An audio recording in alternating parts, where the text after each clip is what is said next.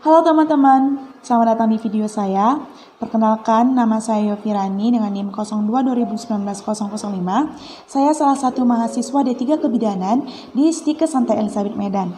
Hari ini saya akan melakukan praktikum tentang asuhan persalinan normal atau disingkat APN. Langsung saja kita ke videonya.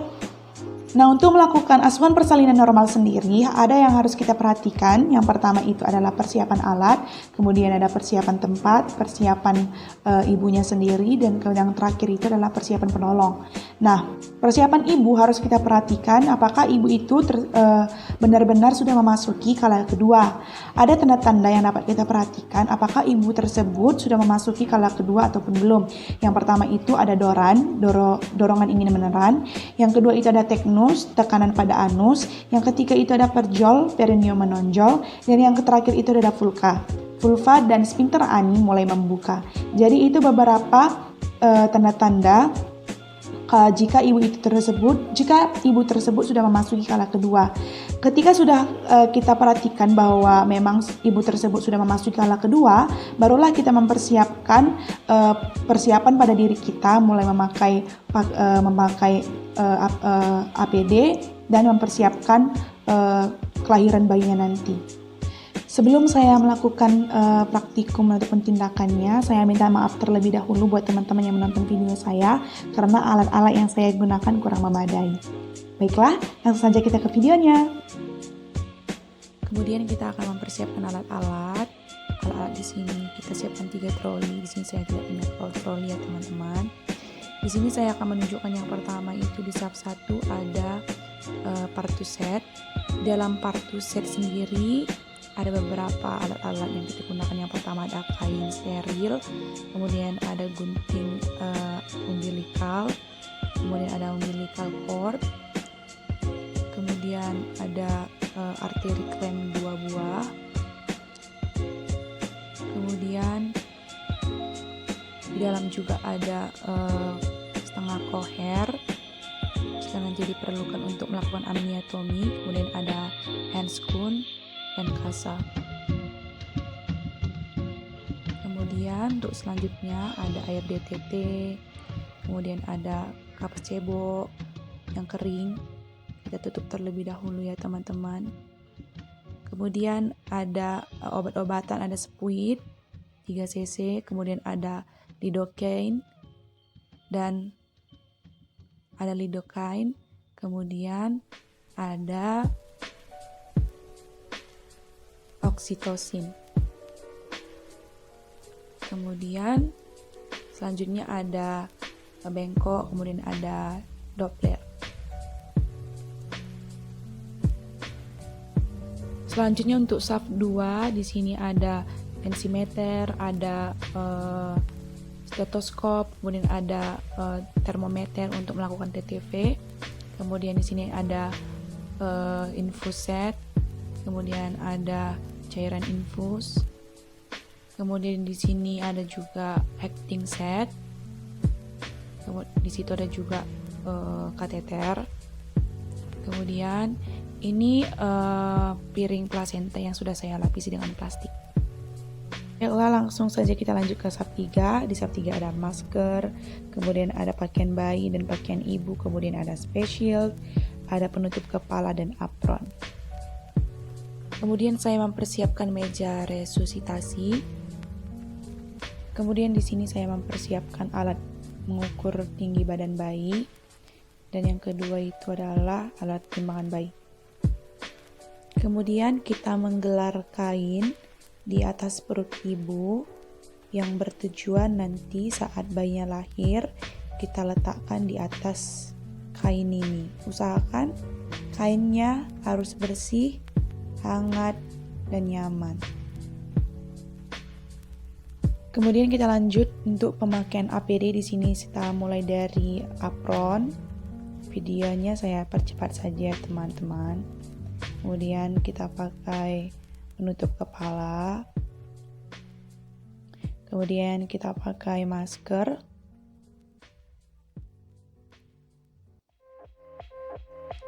Kemudian kita pakai face shield. Dan jangan lupa untuk melepas perhiasan yang kita pakai dan mencuci tangan dengan 6 langkah. Kemudian kita keringkan. Kemudian kita buka alat suntikan. Di sini kita buka terlebih dahulu kemasannya dan kita letakkan dalam bak instrumen.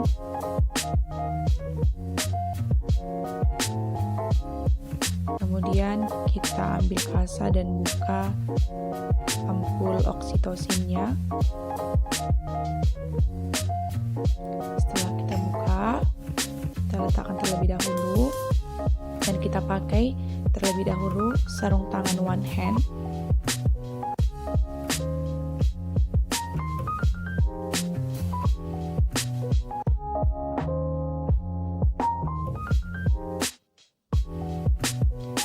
Setelah kita pakai, kita ambil, kita tarik cairan oksitosin ke dalam spuit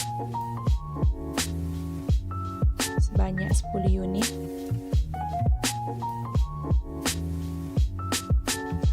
Setelah kita masukkan cairannya, kemudian kita masukkan kembali ke dalam bak instrumen. Kemudian yang kedua itu kita siapkan alat-alat untuk melakukan pemeriksaan apakah pembukaannya sudah lengkap. Yang pertama kita siapkan terlebih dahulu alat-alat yang diperlukan. Kemudian kita pakai sarung tangan. Yang kedua, sebelumnya kita sudah mendapatkan alat-alatnya ya teman-teman. Kemudian kita melakukan vulva hygiene terlebih dahulu. Kita usap dari yang terjauh sampai perineum, yang terdekat, kemudian bagian tengah sampai ke bawah perineum.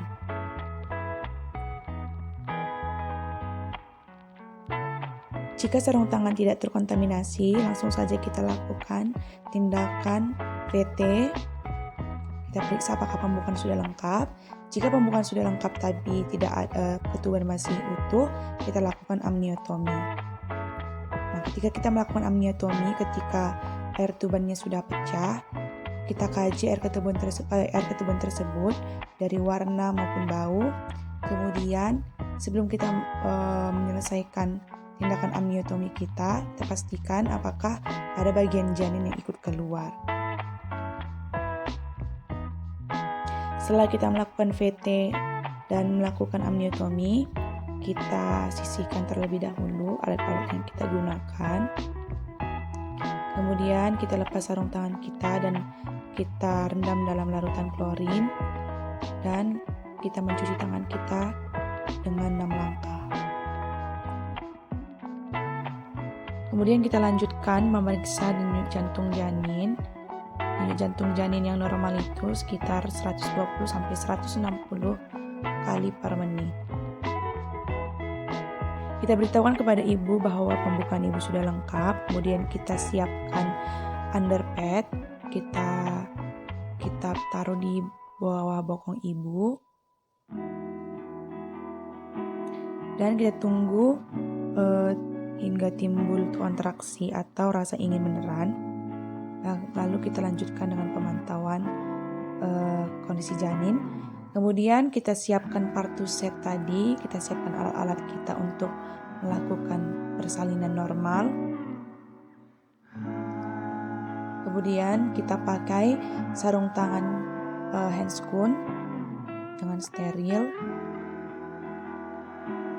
Kemudian kita memakai sarung tangan dan setelah kita menyiapkan peralatan kita bantu ibunya untuk meneran, kita ajari ibunya untuk meneran.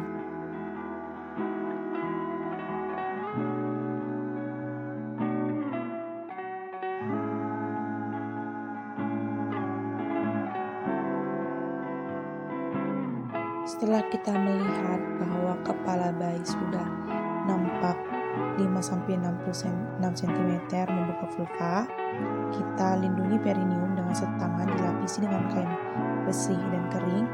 Tangan yang lain menahan kepala bayi untuk menahan posisi defleksi dan membantu lahirnya kepala. Kemudian anjurkan ibu untuk meneran perlahan atau bernafas cepat dan dangkal. Kita bantu ibunya juga dan kita beri selalu semangat dan pujian kepada ibunya. Kemudian setelah kepalanya lahir, kita seka mulut, kita elap mulut, mata, dan hidung bayinya. Kemudian kita periksa apakah ada kemungkinan adanya lilitan tali pusar. Jika ada lilitan tali pusar, kita lepaskan secara perlahan.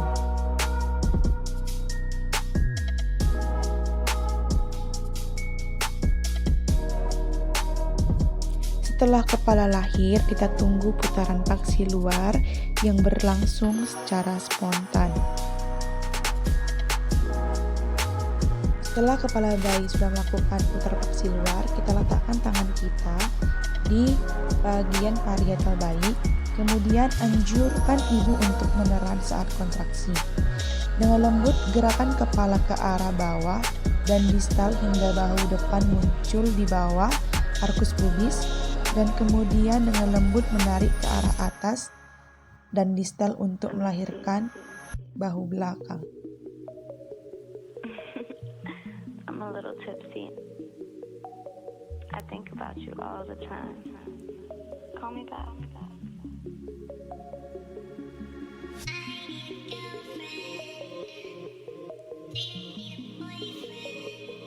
Setelah kedua bahu lahir, geser tangan bawah untuk menopang kepala dan bahu.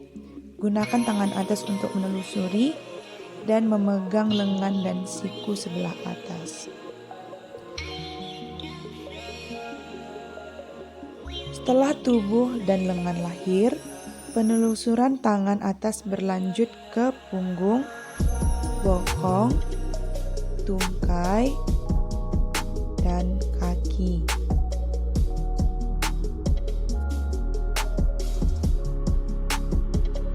Setelah bayinya lahir, kita letakkan di atas perut ibu dan kita lakukan penilaian apakah bayinya cukup bulan, apakah bayinya menangis dengan kuat. Kemudian kita keringkan tubuh bayi dari mulai kepala, muka, kemudian bagian tubuh lainnya. Kemudian kita pastikan bayi dalam kondisi aman di bagian perut ibu, dan jika selimut ataupun penutup perut ibu tadi basah, sudah kotor, kita ganti dengan kain yang baru dan kita bedong bayinya agar bayinya tidak kedinginan.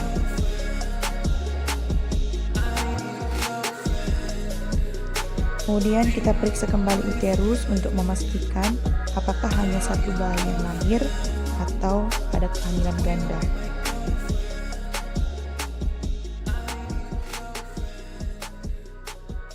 Kemudian kita lakukan penyuntikan oksitosin secara IM ke paha ibunya untuk kelahiran plasenta.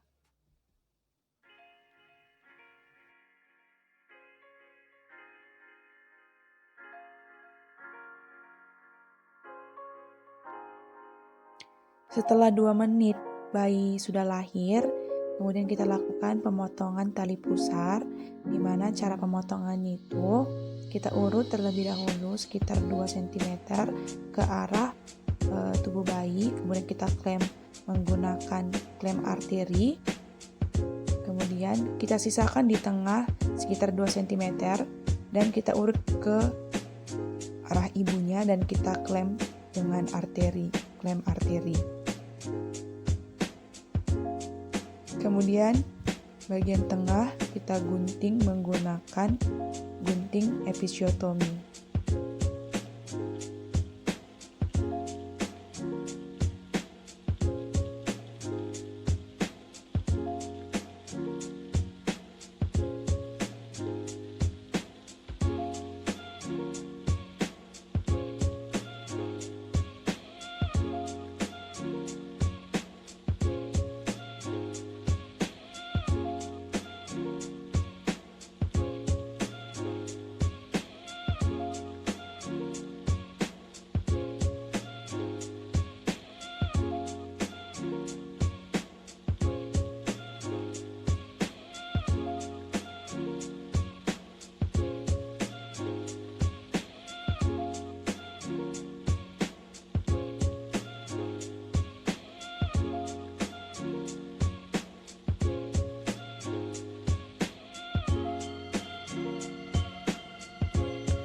Kemudian kita letakkan bayi tengkurap di dada ibu, luruskan bahu bayi sehingga dada bayi menempel di dada ibunya. Usahakan kepala bayi berada di antara payudara ibu dengan posisi lebih rendah dari puting susu atau areola mamai ibu. Kemudian kita diamkan selama 60 menit. Bayi mencari puting susu ibu.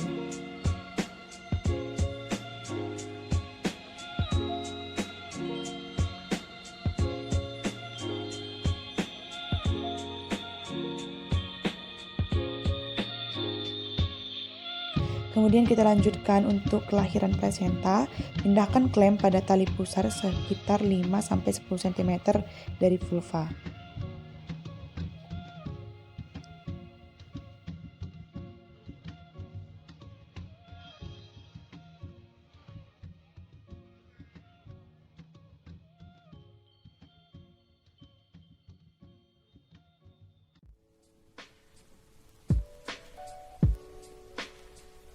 Kemudian letakkan satu tangan di atas perut bawah ibu.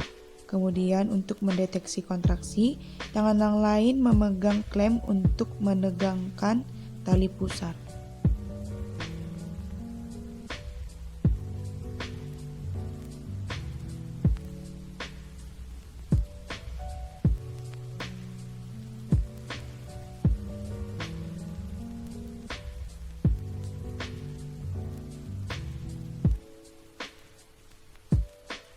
Setelah uterus berkontraksi, tegangkan tali pusar ke arah bawah sambil tangan yang lain mendorong uterus ke arah belakang sampai atas secara hati-hati.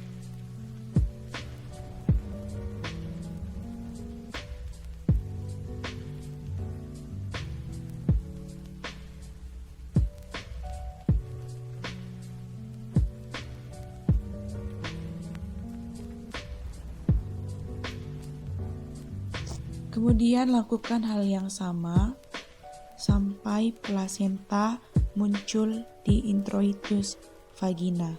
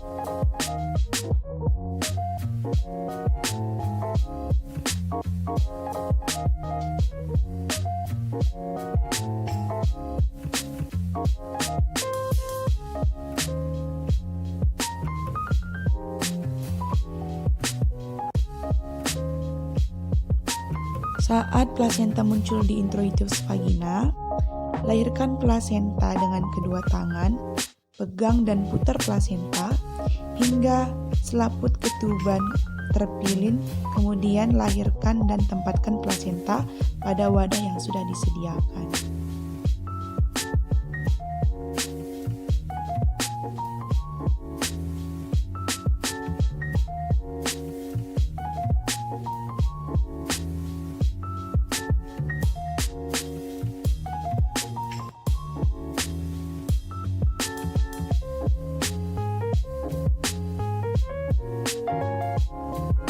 Setelah plasenta dan selaput ketuban lahir, lakukan massage uterus, letakkan telapak tangan di fundus dan lakukan massage dengan gerakan melingkar dengan lembut hingga uterus berkontraksi.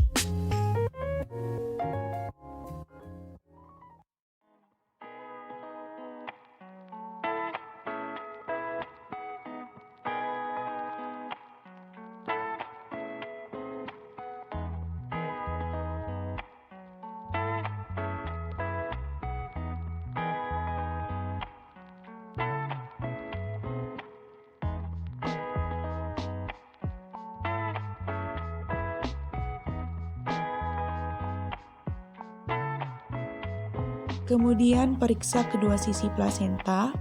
Pastikan plasenta telah dilahirkan lengkap. Masukkan plasenta ke dalam kantung plastik atau tempat khusus.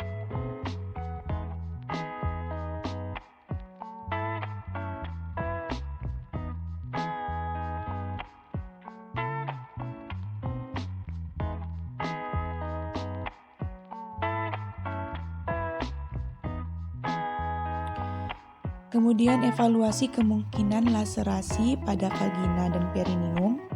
Lakukan penjahitan bila terjadi laserasi yang luas dan menimbulkan perdarahan. Bila ada robekan yang menimbulkan perdarahan aktif, segera lakukan penjahitan.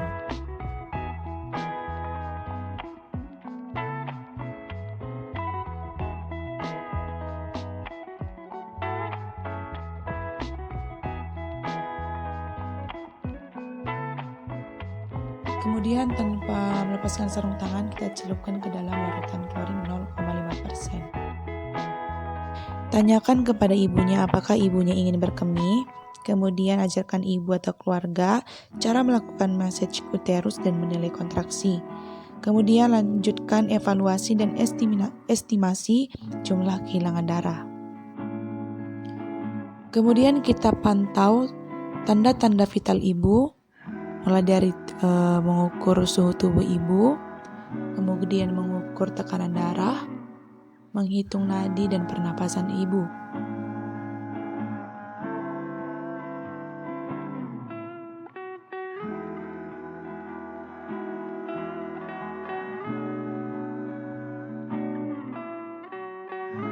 Kemudian setelah melakukan pemeriksaan TTV, kita bersihkan ibu dari paparan darah dan cairan tubuh dengan menggunakan air DTT. Bersihkan cairan ketuban, lendir, dan darah di ranjang atau sekitar ibu berbaring. Dan bantu ibu untuk memakai pakaian bersih.